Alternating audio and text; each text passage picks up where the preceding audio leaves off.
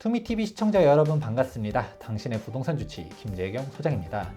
지난 10월 27일 부동산 대책이 발표가 되었습니다. 단 2장짜리 발표 내용이었었고 많은 뉴스 기사로도 접해보셨을 텐데요. 내용은 적지만 유의미한 사항들이 많이 내포되고 있어서 다시 한번 상세하게 정리해볼까 합니다. 10월 27일자 국토교통부 보도자료입니다. 제11차 비상경제민생회의 후속조치계획 이렇게 발표가 되었는데요. 내용들은 크게 4가지가 있습니다. 청약 관련된 사항들이 2개, 그 다음에 규제지역 추가 검토, 맨 마지막으로는 금융규제 정상화입니다. 이렇게 4가지 중에서 가장 중요한 사항은 바로 15억 초과 고가주택 대출 금지를 풀어주는 거라고 볼 수 있는데요. 자세한 사항은 아래와 같습니다. 그동안 정말 강력했었던 대출 규제를 무주택자 혹은 처분조건부 1주택자 같은 경우는 LTV를 50%로 단일화를 하도록 하겠다. 그리고 무엇보다 중요한 거는 15억 초과 아파트에도 주담대를 적용해 주도록 하겠다라는 내용이 있습니다. 바뀌게 되는 대출 규정은 아래와 같이 되게 됩니다. 2019년도 12-16 대책에서 가장 충격적이었었던 사항 중 하나가 바로 15억 초과 고가주택 같은 경우는 대출이 아예 금지가 되는 사항이 있게 되었는데요. 이 사항 같은 경우는 무주택자든 처분조건부 1주택자든 전혀 상관없이 대출이 안 나오게 되는 부분이 있었습니다. 그랬었던 사항을 15억 초과도 이제는 대출을 해주도록 하겠다라는 것뿐만 아니라 그동안 복잡했었던 대출 규정들이 있지 않습니까? 9억 이하는 40%, 9억 초과 15억 이하는 20%로 진행됐었던 것을 이제는 동일하게 50%로 간다라고 바뀌게 되는 것이죠. 이러한 변화는 조정 대상 지역도 마찬가지입니다. 220 부동산 대책에서 9억 초과는 30%, 9억 이하는 50%밖에 대출이 안 됐었는데 이거 역시 50%로 단일화가 되었다라고 볼 수 있는 것이죠. 그런데 이러한 대출 규제 변경 관련해서 비판하시는 분들이 있긴 합니다. 아무리 대출 규제를 완화해주면 뭐하냐, 지금 금리가 너무 높고 또한 DSR 규제가 있기 때문에 실질적으로 대출을 받으려고 해도 많이 받지도 못한다 라고 말을 하시는데요. 저는 DSR 규제 자체는 반대하지 않습니다. 왜냐하면 자기 부담을 할 수 있는 능력 선에서 대출을 받는다는 거는 정말 중요하기 때문인데요. DSR 규제는 합당하지만 LTV 규제는 너무 과도하다고 보고 있습니다. 왜냐하면 DSR에 맞춰졌다는 말은 소득이 그만큼 된다라는 건데 15억 초과 고가주택은 대출이 아예 안 나오게 나오는 거는 너무 과도하다라는 것이죠. 대출을 많이 받을 생각이 없고 부족한 금액 2억에서 3억 정도만 필요하다고 했었을 때 15억짜리를 계약했을 때는 3억이 대출이 나왔는데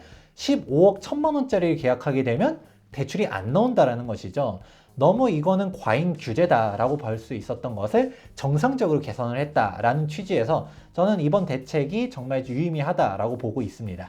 두 번째로는 청약에 대한 규정이 바뀌게 되었는데요. 우선 첫 번째로는 청약에서 처분조건부로 당첨이 되신 분들은 이전에는 6개월 내 처분이었습니다. 그런데 여러분들도 아시다시피 양도득세 일시적 2주택이라든가 청약 일시적 2주택, 하다못해 대출의 일시적 2주택도 다 2년으로 바뀌지 않았습니까? 그렇기 때문에 해당 6개월은 너무 가혹하다, 불합리하다라는 의견들이 많았었는데 해당 사항 역시도 2년으로 바뀌었다라는 것이 첫 번째고요.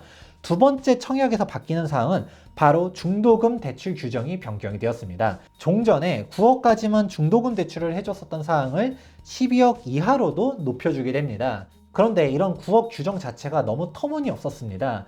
종전 규정으로 놓고 본다 하더라도 대출의 경우는 15억 초과는 LTV를 0원으로 해주는 사항이 있었었는데 왜 중도금 대출만 9억이냐 라고 볼 수 있고요.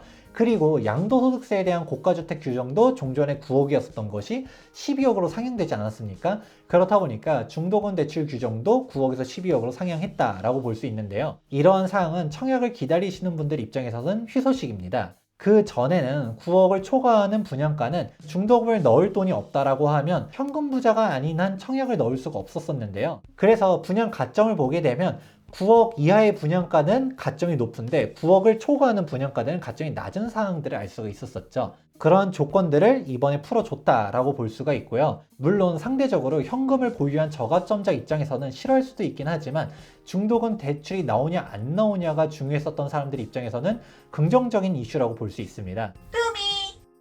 해당 개선안은 조합원들 역시도 주목해보면 좋을 것 같은데요. 9억에서 12억을 상향해준 정부의 스탠스는 분양가 상한제 적용 방식에서도 바뀌는 게 아니냐라는 생각을 해볼 수가 있는데요. 이렇게 변경된 이유는 2022년도 분양가 상한제 지역의 청약들을 전무하다라는 점도 한몫하다라고 보고 있습니다. 분양가 상한제가 적용되는 재개발 재건축 조합들은 권자재 가격들이 계속적으로 높아지다 보니까 이 분양가로는 분양을 못한다, 분양가를 좀 더 높여달라고 요구를 하고 있는데요. 현재 분양가 상한제 지역으로 적용된 지역들은 줄줄이 분양들이 유예가 되지 않습니까?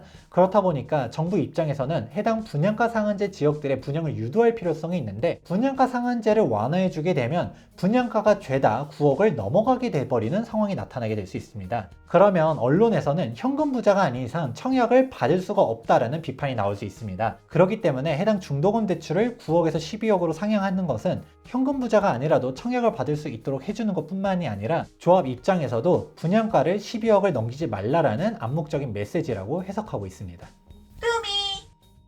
마지막으로는 많은 사람들이 기대하고 있는 사항이라고 볼 수 있는데요. 바로 규제 지역을 추가적으로 해제를 하겠다라고 발표를 했습니다. 11월 중에 주거정책심의위원회를 개최를 해서 보다 더 규제를 완화하겠다라고 발표를 했는데요. 지금 현재 규제 지역 상황들을 보도록 하겠습니다. 2022년도 9월 22일자로 많은 규제 지역들이 해제가 되었는데요. 사실상 지방은 세종시만 빼고서 규제 지역이 다 풀렸다라고 볼 수 있는데, 수도권의 경우는 일부 지역들이 해제가 되긴 했지만 아직도 많은 지역들이 규제 지역으로 묶여 있다는 것을 알 수가 있습니다. 현재 수도권 같은 경우는 집값들이 많이 조정된 지역들이 많거든요. 그렇다 보니까 이젠 더 이상 규제 지역을 묶어놓을 의미가 없다, 풀어줘야 된다라는 목소리들이 많이 나오고 있다 보니까 서울 같은 경우는 아무래도 맨 마지막이 되긴 하겠지만 이런 수도권부터 해서 하나씩 풀리지 않을까라고 보고 있습니다. 이런 규제 지역이 완화가 되었을 때 효과들은 일전에도 설명해 드린 적이 있었는데요. 조정 대상 지역은 각종 세금들에 대한 규제 완화다, 그리고 대출 규제에 대한 완화라고 볼 수 있고요. 그리고 투기거래지구 같은 경우는 재개발 재건축에 대한 규제 완화로 볼 수 있습니다. 그렇기 때문에 이번 규제 지역 추가 완화를 기대하시는 분들도 많습니다. 지금까지 10월 27일자 부동산 대책에 대해서 설명드렸는데요. 그동안 과잉되어 있었던 규제들이 하나씩 완화가 되고 있다. 그 중에서도 이번 대책 같은 경우는 페이지는 2페이지밖에 되진 않지만 정말 유의미한 사항들이 많이 들어있다라고 보고 있습니다. 이번 대책뿐만 아니라 앞으로도 보다 더 좋은 대책들이 많이 나오길 기대해보면서 오늘 영상 마무리해보도록 하겠습니다. 도움이 되셨다면 좋아요와 구독하기 눌러주시기 바라면서 지금까지 부동산 주치 김재경 소장이었습니다. 감사합니다.